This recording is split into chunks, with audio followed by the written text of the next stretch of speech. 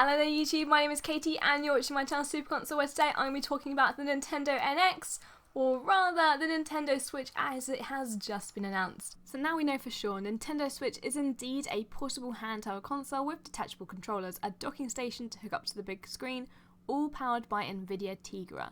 It's essentially everything the Wii U tried to be, but in reverse.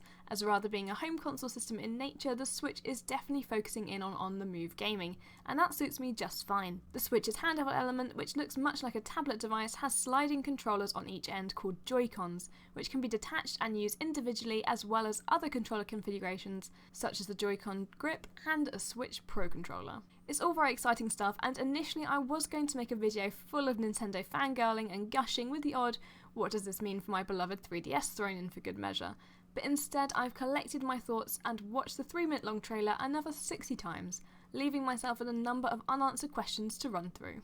So will you be able to use older accessories with the Switch? There was a lot of accessories shown in that trailer video, even that really weird car grip. I mean, is that official? I don't imagine that's going to be bundled with the console. I imagine what's going to be bundled with the Switch is just going to be the docking station and the little slidey thumb pads. I can't imagine it's going to have all of like the grip and the Pro controller they were holding as well, which wasn't the Wii U Pro controller, which makes me sad because I bought one and I want it to be, you know, compatible with the new system. So you never know. I think we should all be quietly hopeful for that one. As with any handheld mobile or tablet device, long battery life is incredibly important. So how long will the Switch last?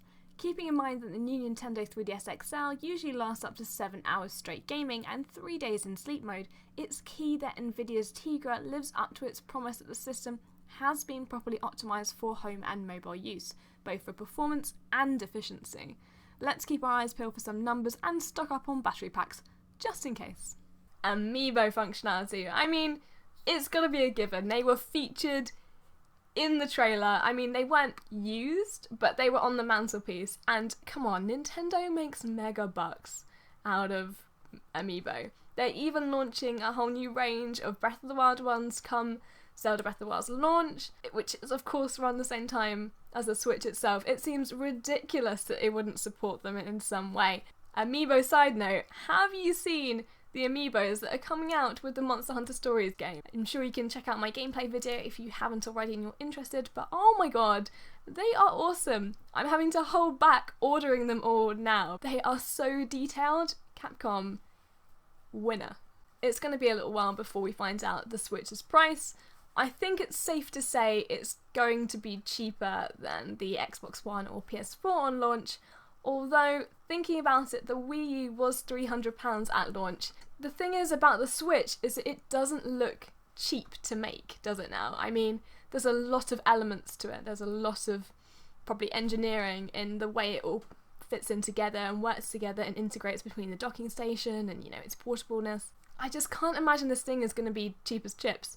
However, the only way they can possibly scrimp enough to get it, you know, at that low entry price is probably the graphics and the actual internals of this thing. And let's face it, if it's more tablet than it is home console gaming, maybe it's just going to be less powerful and cheaper. Like the 2DS, although the 2DS is a great little system, so who knows. Now I don't know about you, but I quite like a touchscreen or two. I've been a fan of the DS and 3DS since it came out, and we're all quite used to it with our phones these days, aren't we? Seeing as the Switch is pretty much a tablet, it's going to have some touchscreen elements, even though they weren't shown off in the initial trailer. I just hope it comes with a stylus. I just hate fingerprints on screens. So a very important one for me personally, because it will absolutely save my bank account, is region locking. And I'm really optimistic that, as Satoru Iwata said before he passed away, he thought that backwards compatibility might be something they're reconsidering for their next consoles, which makes me hope that the Switch will finally be rid of all those horrible region locking processes that the Wii and Wii U had, and might mean that finally we'll be able to import all of our games from Japan and be able to play them on launch with the Japanese excitedly and not have to wait ages to play them all. I know there's obviously business reasons why Nintendo would want to region lock all of their games, but for people like me and my fellow importing fans, let's just keep our fingers crossed for this one, eh? And lastly, the big question, and probably one of the most important ones, is the launch titles. Now, so far as I'm aware, there's only been 4 games officially announced for the Switch, and that is Zelda Breath of the Wild, Just Dance 2017, which I believe is the only Western game so far announced, Dragon Quest XI from Square Enix, the MMO-based Dragon Quest game, and Project Sonic 2017. Other than that, in the trailer there was of course a few other games shown, predominantly Skyrim, weirdly enough. I don't know if that's actually going to be supported for the Switch. I mean, lots of people thought it was a sudden given. Of course it will be a launch title, Skyrim Remastered, obviously. But, you know, think back to when the Wii U launched. There was a lot of games that were shown on the trailer originally, which never came to fruition. So I don't know if it's a given that necessarily Skyrim is coming out for it. It seems a bit of an odd choice if you ask me. But we'll have to wait and see on that. I could always be wrong. And there was also a 3D Mario game. I mean, I think that's quite likely that Nintendo will support a launch with a Mario game. It's pretty much a tradition, right? And then there was Splatoon. I'm not sure if it was a new Splatoon, like Splatoon 2, or just the old one.